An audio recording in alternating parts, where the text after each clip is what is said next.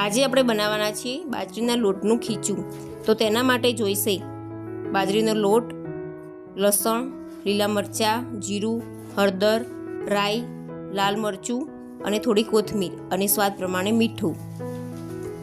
હવે એક તપેલીમાં આપણે 4 થી 5 ચમચી જેટલું મોટી ચમચી જેટલું તેલ લઈ લઈશું। તેલનું પ્રમાણ આપણે થોડું વધારે રાખવાનું છે, જેથી લોટ આપણો સરસ મુલાયમ બને અને ખાવામાં સારો લાગે, મોઢામાં ચોટે નહીં। તેલ ગરમ થઈ જાય એટલે આપણે તેમાં અડધી ચમચી જેટલી રાઈ નાખીશું।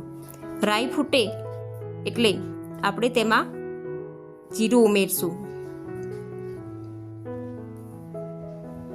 જીરું ઉમેર્યા પછી આપણે તેમાં લસણ, લીલા મરચાં, અજમો ઉમેરી દઈશું।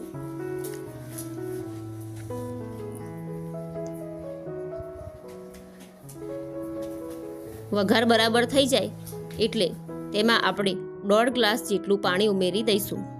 હવે આપણે તેમાં હળદર, લાલ મરચું અને સ્વાદ અનુસાર મીઠું ઉમેરશું।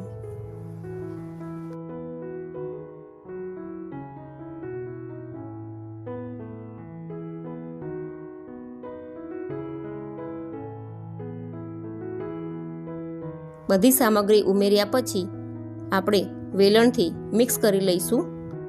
ત્યારબાદ 5 મિનિટ માટે લો ફ્લેમ ઉપર ઉકળવા દઈશું।